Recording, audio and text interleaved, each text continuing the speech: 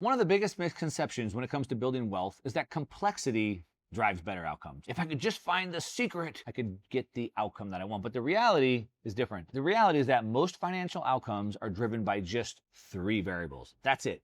Three levers: capital, time, and yield. And that works out to how much capital can be deployed, how long can I allow that capital to compound for, and at what yield is it compounding at. Every investment strategy, every portfolio, everything that you're doing to try to achieve your goal is built off of the combination of those three levers. The problems are twofold. One, most people don't know where they're trying to go. And number two, they don't know which lever they should be pulling in order to reach that goal in time. So they over-optimize for yield without realizing the value of time. Or they fail to realize how much lazy dormant capital they have and how that can be activated. So today we're gonna fix that. I'm gonna walk you through all three levers. I'm gonna show you how you can use each one specifically to help you achieve your ideal goal in the fastest amount of time possible using this. You ready?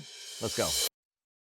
All right, now I don't want to spend too much time on this part, but I have to talk about this because I want to talk about the three levers to help you achieve your goal. But how do you achieve a goal that you don't know what it is? So it all starts with trying to figure out exactly where I'm trying to go. And it has to be specific. When you set a goal, it needs to be SMART, S-M-A-R-T. Google that, figure out how, maybe we can link it down below. You'll figure out what that is. A SMART goal, specific, measurable, actionable, right? So how much do I need and by when? Not like more money, not like, I don't know, $1 million. No. How much income do I need exactly? Like $4,769, $14,700. Like, how much do I need specifically every month and by when? I want to replace my income. Okay, how much is your income? When do you want to replace it by? Your mind works off of specificity, not generalities. Just like a GPS. If you opened up Google Maps, you would first put in where you want to go. And you don't say, take me somewhere cool. You don't say, take me to some beach. No, you put in a very specific GPS coordinate. Then, once you put that in, Google asks you the next question, which is, well, where are you? Which again, has to be specific, a specific GPS coordinate. So once you figure out where I want to go, this much revenue per month by this time, the next question then is, where am I at? How much assets do I have? What's my total assets that I have? The value of those assets, the equity of those assets, and how much income do I have? Once I know those two things, then we can use the three levers, which again is time, yield, and capital to achieve our goal. So start there, understand where you're going and where you're starting from, and then let's dig into the three levers. Okay, let's go through these three levers because you need to know how to use each one of them. And let's start with the first one, which is time. A lot of people don't think about time when it comes to money, but of course they've all heard the saying that time is money, money is time. It all comes down to time. As a matter of fact, in one of my coaching programs just this last week, someone was asking me, well, I could get credit from these two sources, but this is what the yield is on each one of these. Which one should I choose? And I said, well, typically I would choose the lower yield. But what I want to optimize for more is the time. You didn't tell me the time. What is the time duration of the loan? Is one marked to market on a daily basis and is due in a year? Is one of them against a home and it's a 30-year fixed for 30 years with no mark to market or liquidation risk? So we want to focus on the time. So what do I mean by this? Your money is doubling as it compounds, right? Compounding is it compounds on top of the compound on top of the compound. Now we use something called a rule of 72. The rule of 72 says that I take the yield, 10% return on my asset, divided by 72, and it tells me how long it takes for my money to double. So if I'm making a 10% return on my money divided by 72, that means every 7.2 years, my money doubles. So right off the bat, it's time. So I have $1 million. I want to have $5 million. What is my yield? 10%. Well, how much time do I have? Well, if it compounds at 10%, then I'll reach my goal. I have enough time. Great. I don't need to do anything. But let's just say that, well, I'm not going to achieve my goal. Based off of that rule, I'm going to achieve it in 12 years, but I want to achieve it in 7 years. Okay, then we have to pull another lever. What other lever do we have? Well, I need to increase the yield that I have. So instead of 10% yield, what happens if I get a 20% yield? Well, 20 divided by 72 is about 3.6. That means that every 3.5 years, my money doubles. So I've cut that in half. So now that means $1 million goes to 2, goes to 4, goes to 8, goes to 12. 3.5 years each clip. So now can I achieve my goal? Yeah, I can. Perfect. Then I need to engineer a 20% return. The risk that most people take here is they think in order to get a higher yield, to go from 10% to 20% yield, I have to go way out under the risk curve. So now I have to buy something that's going to go up 30, 40, 50, 100%. I got to get into venture capital, private equity. I got to buy meme stocks like GameStop, or I have to get into some crypto pumping up token or something like that. And so they're all over Reddit and message boards, and they're on Twitter and YouTube trying to find the next hot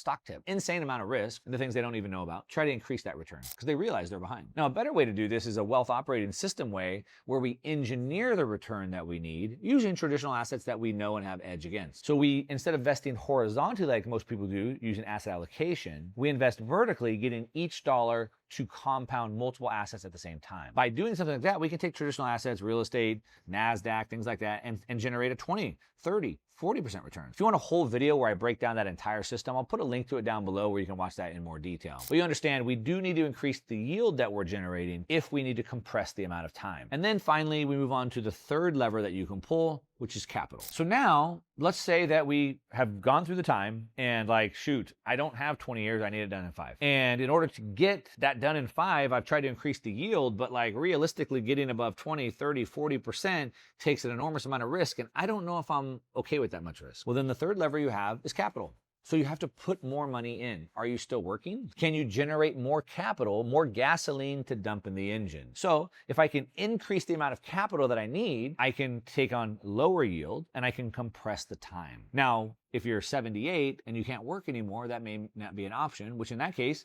maybe you have to either take on more risk to get a higher yield, or you have to increase your time. If you're younger, maybe you can still go back to work, or you can add more capital to that. But those are the 3 levers that you have. It's math, it's physics. Like, I can go onto Google Maps, back to that example, and I could see what my routes are to get to my destination on the time that they've allotted for me. At the end of the day, there's reality. So if I wanted to get to London for dinner, well, it's not physically possible. Without some Star Trek teleportation machine, like, it's not gonna happen. So you do have to be realistic. But you know the 3 levers that you can pull now. You can wait longer, time, and allow compounding to work. 2, you can increase the yield that you're generating, so you can shorten the compounding time from 7 years to 3 years. Or you could add more capital into the machine, more gas onto the fire, so you can shorten both of those at the same time. Now, you have 3 levers, but how do you know which one you should pull first? Well, it's not about first, second, or third.